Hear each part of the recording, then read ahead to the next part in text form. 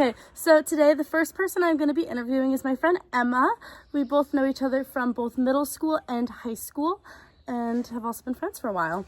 So I'm going to explain 4 different concepts from my teaching and learning class within college and kind of tell you about each of the concepts and then kind of see how each things reflect onto your life.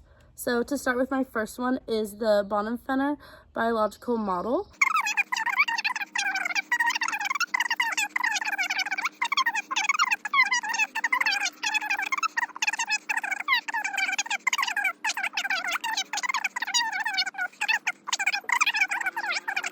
Alright, so what would be an example of one of these systems for you? For microsystem, I grew up with a lot of younger siblings, and I'm like 10 years older than the rest of them, so I definitely grew up like a second mom kind of. And then also, like, my friend group has definitely shaped me like the past 2 years, just like they've become like a family to me, so. Yeah. So today I'm joined here with lovely Emma, another Emma. Different Emma. Emma squared. But we're going to go over some of the same questions and just kind of talk if those kind of differ, if they're similar, just because like all of us grew up in a very similar area. But going back, an example of your mesosystem of different things in your life that is such as like your work and I work at Subway and I been go there for a while, it's yeah. been like 3 years and then I go to TCC in Bates. Yeah. So those are great examples of things that like you interact with, but they aren't like your core like right there, sure. but they still kind of helped like shape you. Okay, so now I'm here with my friend Kay. We've known each other since 4th or 5th grade and all through middle school too, but we didn't really get close till high school. Same friend group now. Yeah, once again from the same area, but I think even just talking to both Emma, they both brought a lot of perspective to each of these, each of my like questions. So out of these, I'd be interested to know for like your macro system, if you can think of any ways that like in your life that you can see any cultural values, any religion, stuff like that. Well, I was raised Christian, and a lot of my family like revolved like values and principles of me in that way and like formed it in that way.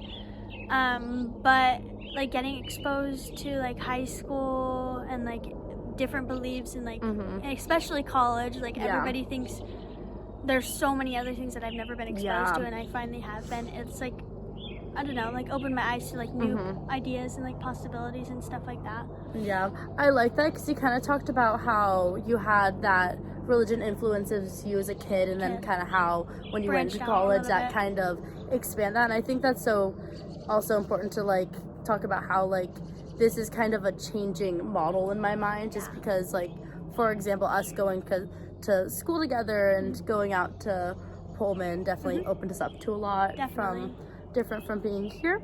But yeah, thank you for sharing that one.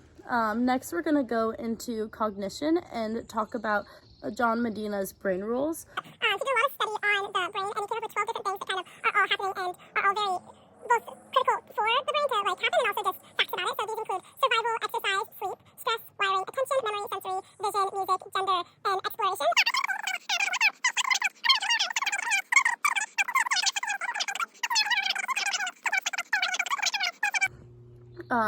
Out of these, can you think of anything that you think you either need more of, whether that's more sleep or more less stress in your life, more exercise, more anything that you think you'd either need or you already have a lot of that you want less of, or just I would definitely say sleep, because I feel like I don't get that much sleep. Yeah. And it definitely like affects me like every day. Like I have headaches, I like am less productive, like all this, and I feel like if you get like a good like 8 hours of sleep like you're supposed to, it'll affect every single, like you'll be able to exercise more, you'll have better brain function and all that. So I think your sleep schedule definitely is like the most important, because it like affects all the other ones.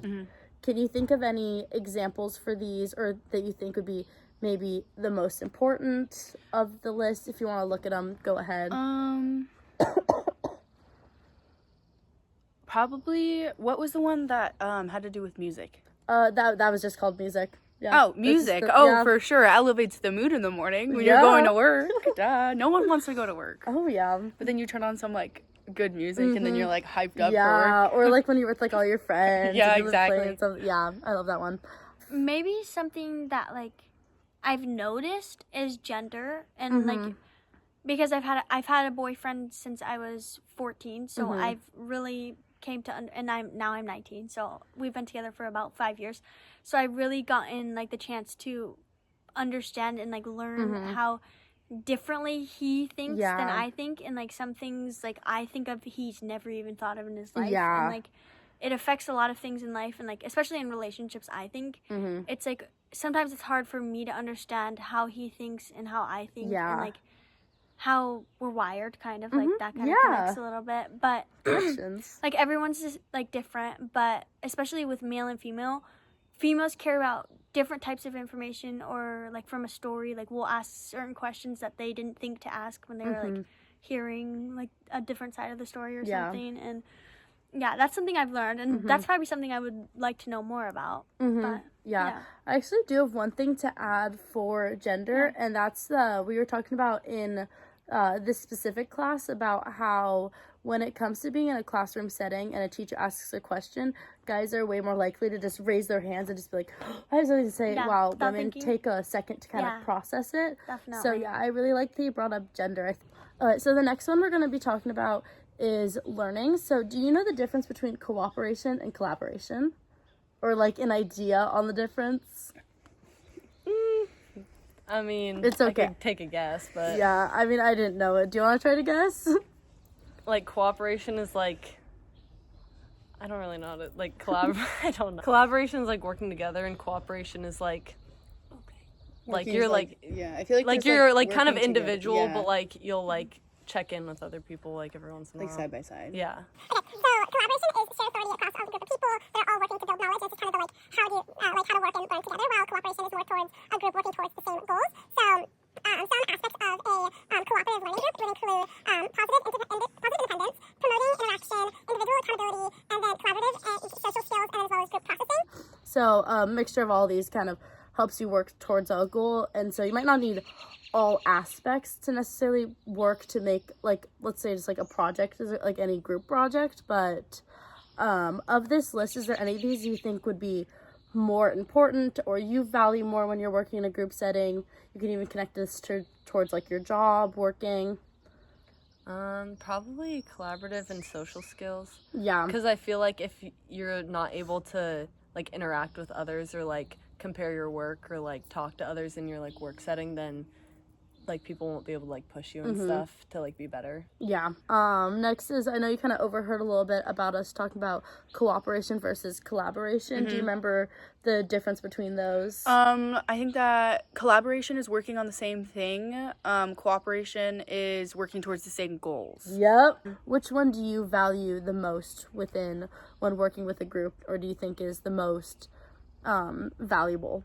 Group processing, getting a deeper understanding of what it is, for sure. If you guys all like understand like the same thing, I feel like it'll be way easier to get the goal accomplished. Yeah, I completely agree. Yeah, in high school, individual accountability, working in a group, there's a lot of like times where I've looked around my group project and I've been like, who's gonna take charge? And and I've never pointed out the only guy in my group, because guys like tend to rely on the girls in the group to do all the work and like find all the sources and find all the information and like present it. Like maybe they'll say a few things like here and there, but like individual accountability is what I've like, and even in a person, like not even in a group project, like that's really important to me. And I like when everybody puts in the time, and especially if I see it in a guy, it means more than if I see it in a girl, because I already expect it in a girl.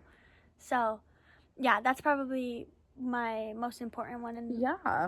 I love that. Group. Yeah, thanks for like, I really appreciate the way that you connected that to the brain rules as well, because I kind of think, especially with everything that I'm kind of discussing, it all really goes hand in hand, because at the end of the day, it's all kind of centered around learning, so it's all kind of mixes together. Okay, so the next one I'm going to talk about is teaching theories, and I'm going to explain the funds of knowledge.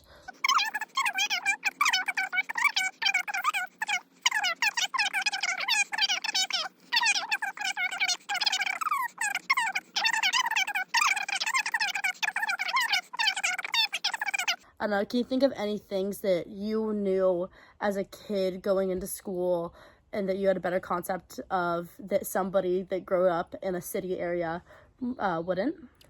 I feel like definitely like living in Gig Harbor, like all the kids are like kind of like connected to nature in a sense. Yeah. Like either people have boats or people go on hikes. Like I feel like we just have the privilege of like being outdoors and like on the water, like living on the water or being on the water, or like, and someone in a big city like might not know that. They might just know like, I don't know, like walking around the streets and stuff and not like go outside that often, like to a lake or...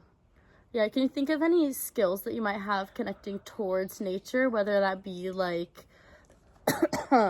like dirt biking, being able to tie like a knot on a boat, or knowing how to like do different things like that?